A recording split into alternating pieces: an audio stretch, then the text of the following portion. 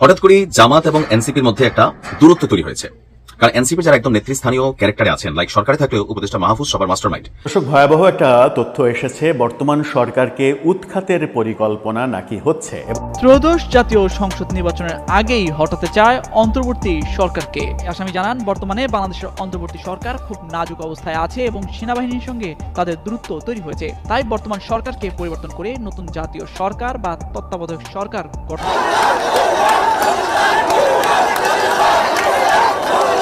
ভাঙ্গা পরিস্থিতি, out of control, ভাঙ্গা যেন পুরো এক রণক্ষেত্রে পরিণত হয়েছিল।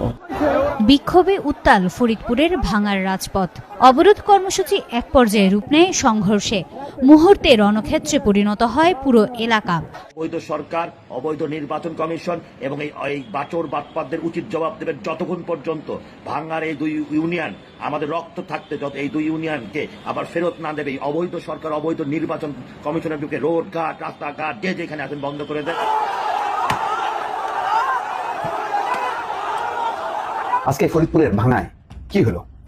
সেখানে একটা লন্ডভন্ড অবস্থা। বেলা 12টার দিকে তখন কি হাজার হাজার জনতা এসে বিক্ষোভ শুরু করে এবং মহাসড়কে। সুপ্রিয় দর্শক, আসসালামু আলাইকুম রহমতুল্লাহ। আশা করি সবাই ভালো এবং সুস্থ আছেন। স্বাগতম জানাচ্ছি আমাদের আরেকটি নতুন ভিডিওতে। সুপ্রিয় দর্শক মণ্ডলী, ভিডিওর থাম্বনেল, টাইটেল, ভিডিওর কিছু অংশ থেকে আপনারা ইতিমধ্যে ধারণা করতে পেরেছেন আজকের ভিডিওটি কতটা গুরুত্বপূর্ণ।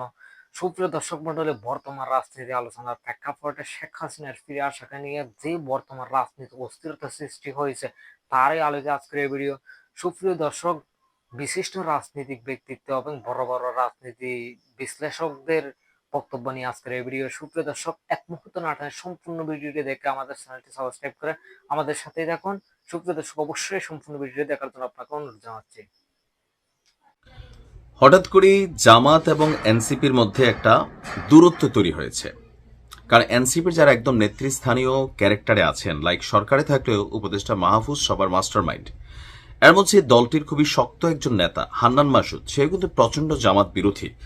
তো এই মুহূর্তে জামাতের মধ্যে এনসিপিতে যে আভ্যন্তরীণ বিভাজন আছে, আমরা যা দেখছি সবকিছুকে আসলে এটাই নাকি এটাও প্ল্যান বি অথবা সি এর অংশবিশেষ, যে জামাত এবং এনসিপির মধ্যে আমরা দূরত্ব দেখব, কিন্তু ইন্টারনালি ভিতরে ভিতরে এটা হতে দলটিরই কোনো আরেকটা প্ল্যান, এরকমও কেউ কেউ বিশ্লেষণ করছেন। তবে গণমাধ্যমে যেটা এখন ইদানিং গত 2-1 দিন ধরে যেটা হয়েছে, হঠাৎ করে জামাত এবং এনসিপির মধ্যে একটা দূরত্ব এখানে সামনে আসছে। এর মধ্যে আরো গুরুত্বপূর্ণ হচ্ছে, জামাত ইসলামের নেতৃত্বে বা আপনার খিলাফত মজলিস সহ কয়েকটা দল মিলে একটা আন্দোলনে নামার কথা ছিল, 8টি দল মিলা, সেইখান থেকে এনসিপি আবার সরে আসছে।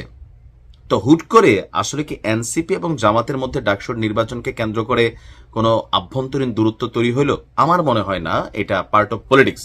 তারপরেও প্রতিবেদনটি কি বলছে, আগামী নির্বাচন এবং সংস্কার ইস্যুতে জামাত ইসলামী ও জাতীয় নাগরিক পার্টি এনসিপির মধ্যে এক ধরনের ঐকমত্য দেখা গিয়েছিল, কিন্তু সম্প্রতি এই দুটি দলের মধ্যে টানাপোড়েন বা দূরত্ব লক্ষ্য করা যাচ্ছে। এখন কারা করতেছে দূরত্ব এই লক্ষ্য, সেটাও একটা প্রশ্ন।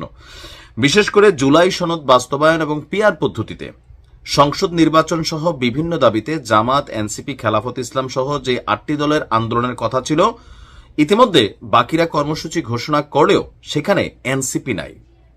গত কয়েক মাস ধরে জামাত এবং এনসিপির মধ্যে এক ধরনের ঐকমত্য ছিল, কিন্তু হঠাৎ জামায়াত এবং এনসিপির মধ্যে কেন এই টানাপোড়েন, এটা নিয়েও নানান প্রশ্ন কিন্তু মার্কেটে আলোচিত হচ্ছে। এনসিপির কেন্দ্রীয় কমিটির কয়েকজন নেতা এবং দলটির ঘনিষ্ঠ সূত্রগুলো বলছে, নির্বাচন সংস্কার সহ বেশ কিছু ইস্যুতে বর্তমানে এনসিপির মধ্যে 2টি স্পষ্ট ধারাও তৈরি হয়েছে, কোনোটা জামাত ঘেঁষা, কোনোটা আবার এর বাহিরে। যে কারণে এখনই জামাতের সাথে নির্বাচনী সমঝোতায় দিতে এনসিপির আপত্তিও রয়েছে। অন্যদিকে সংস্কার নিয়ে জামাতের কিছু দাবির সাথে আবার এনসিপির মতো পার্থক্য আছে, আর এই কারণেই জামাতের সঙ্গে যুগপৎ আন্দোলনে এনসিপি যাচ্ছে না। এনসিপির সিনিয়র যুগ্ম আহ্বায়ক আরিফুল ইসলাম বলছেন বিবিসি বাংলার রিপোর্ট এটা, যে সংস্কারের সব দাবিতে একমত না হওয়া এবং নির্বাচনী জোট হওয়া নিয়ে নানা অস্পষ্টতা থাকায় আপাতত জামাতের সাথে জোট নিয়ে তেমন কোনো সিদ্ধান্ত নেয়নি এনসিপি। জুলাই সনদ নিয়ে এখানে একটা মত পার্থক্য আছে বড় ধরনের। নির্বাচনী সমঝোতায়ও একটা আপত্তি আছে, যে ভোটের আগে বিএনপি বিরোধী বৃহত্তর রাজনৈতিক সমঝোতার জন্য জামাত যেটা চেষ্টা করতেছে ইসলামী দলগুলোকে নিয়ে, এনসিপি কে আসলে নিজেদেরকে ধরেন ইসলামপন্থী কোনো রাজনৈতিক দল হিসাবে আসলে এই মুহূর্তে ভাইব খাওয়াইতে চাচ্ছে কিনা। আর এটা তো সম্ভব না। এখানে ওই যে কি একটা ছেলে আছে না নীলার সাথে ঘটনা নিয়ে, সারোয়ার তুষার, তো জামাত তো এগুলাকে জীবনও প্রমোট করতো না, এনসিপি তো এগুলাতে কোথাও না কোথাও ধরেন বিষয়টাকে আন্ডার এস্টিমেট করে গেছে, এগুলো মানুষের মধ্যে বিতর্ক তৈরি করে ফেলছে। এর পাশাপাশি এখানে আরো বলা হচ্ছে যে জামায়াত ইস্যুতেও মতবিরোধ আছে, যেমন সম্প্রতি ডাকসু এবং জাকসুর কেন্দ্রীয় ছাত্র সংসদ নির্বাচনের ফলাফলে এনসিপির সমমনা ছাত্র সংগঠন বাকচাষের যে ফল বিপর্যয় সেটাও কিন্তু একটা প্রভাব তৈরি করতেছে, দুই দলের মধ্যে হিংসার জায়গাও তৈরি করতেছে। যে এনসিপি আগে ভাবতো যে জামাতকে কন্ট্রোল করে বা সবাই ভাবতো, কিন্তু এখন জামাত যে আসলে এনসিপি কে কন্ট্রোল করে, অথবা এনসিপির আপনি দেখেন একদম জামাতের সাপোর্ট ছাড়া এনসিপির কিন্তু অস্তিত্ব নাই, এই কথাটা আপনি মানেন আর না মানেন এটা বাংলাদেশের মানুষ বোঝে। কেননা 5ই আগস্ট পরবর্তী যতগুলা জমায়েত সমাবেশ আমরা দেখছি বড় মাপের কোনো কিছু আদায় করা, আওয়ামী লীগ নিষিদ্ধ যেটাই করছে সব কিছুতে এনসিপির পিছনে ঢাল হইয়া দাঁড়াইছিল কিন্তু জামাত এবং ছাত্র শিবির।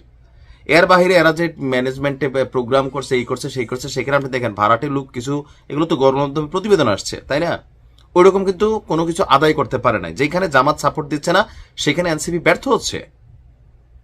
সো এখন এনসিপির সাথে জামাতের দূরত্ব যদি হয় এটা আসলে পজিটিভ হবে না নেগেটিভ হবে এটা সময় বলে দিবে। তবে এনসিপির এই মুহূর্তে জামাতের রোশানলে পড়লে বিএনপি তো এমনিই সাইড কাটতেছে, তাহলে এনসিপির সারা বাংলাদেশে কি পরিমাণ নেতাকর্মী খুঁজে পাওয়া যাবে বা ভোটের মাঠে গিয়ে সুবিধা করতে পারবে? আমার তো মনে হয় যে একটা সিটও এরা কেউ পাবে না জামাতের আশীর্বাদ না থাকলে।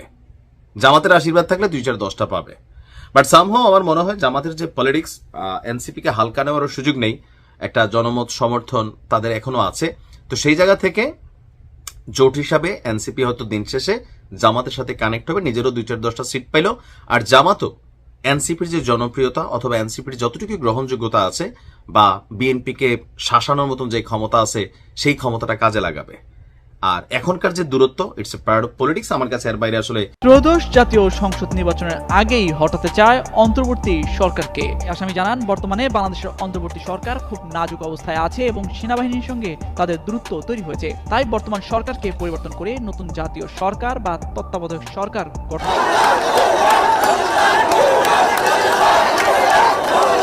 ভাঙ্গা পরিস্থিতি, আউট অফ